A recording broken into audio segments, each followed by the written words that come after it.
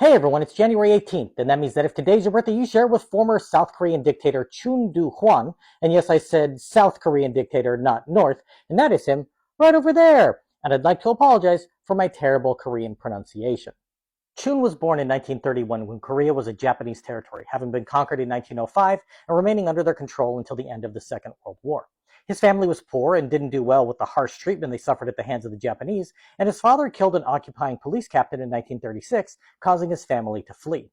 They returned 2 years later, allowing him to return to school, but he was years behind his classmates, and after graduating high school at the age of 20, entered the Korea Military Academy right after North Korean troops invaded the country. South Korea's government didn't make a transition to democracy after World War II, and with the Korean War beginning in 1950, Chun's entire life to this point had been spent under either foreign rule or in a country led by an authoritarian using violence to put down opposition. South Korea's first president took office in 1948, and in 1949 and 50 killed communist sympathizers in his own country with massacres that killed tens of thousands, helping set the stage for the invasion, which probably would have occurred anyway with the Kims running the show up north. By 1961, Chun was a captain in the army when a general staged a coup, taking control of the nation, with Chun staging a protest in support of the action. He was promoted to major and rose through the ranks to become a trusted advisor by the end of the decade. Continuing to gain power, he was promoted again and again, becoming a major general and being one of the most powerful men in the military by 1979. Korea was still under the rule of Park Chung-hee, who had taken control in the coup of 1961, but in 1979 he was assassinated by the Korean Central Intelligence Agency, an organization he himself had founded to root out any attempts to overthrow his rule. To quote Michael Scott, "Well, well, well, how the turntables." Chun used this event to effectively stage his own coup, seizing control of the intelligence service and military, becoming the most powerful man in the country a few weeks later. In May of 1980, he declared martial law, formally taking control of the government that he had essentially been running for the past 5 months.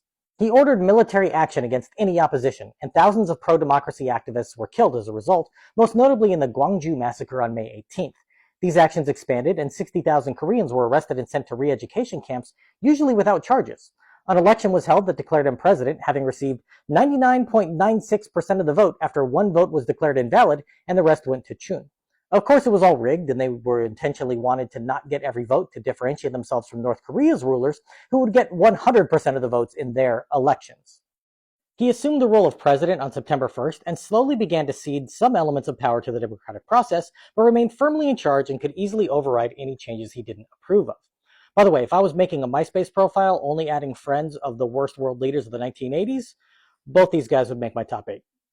Chun finally agreed to allow a real election to take place in 1987, and though his hand-picked candidate won, the new president was more of a reformer who began dismantling the remnants of his former regime. While the new president covered for Chun and his crimes while dictator, a new parliament was elected in 1988 that finally saw opposition parties gaining a real voice, and a new president in 1993 declared that Chun had stolen roughly $370 million from the country during his time in office. In 1995, he was arrested on charges of corruption and murder related to his orders that led to the deaths of thousands of pro-democracy activists in Gwangju. Chun was convicted in 1996 and was sentenced to death in order to pay back roughly $200 million, but he was revised to life in prison. A new president in 1997, however, commuted his sentence, releasing him from custody and only requiring that he pay the remaining fines after having turned over about $50 million, at which time he claimed to be broke. No further money was ever handed over. He was ordered to return his military awards, but held on to 9, which weren't recovered, and raids were held in 2013 to seize assets from Chun and his family, who were all still wealthy.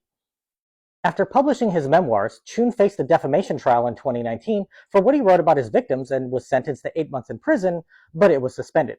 He died in 2021, having never apologized for the death and suffering he caused, but last year, Chun's grandson publicly disavowed his grandfather and parents, saying they lived off stolen money from the Korean people and that Chun had been a slaughterer.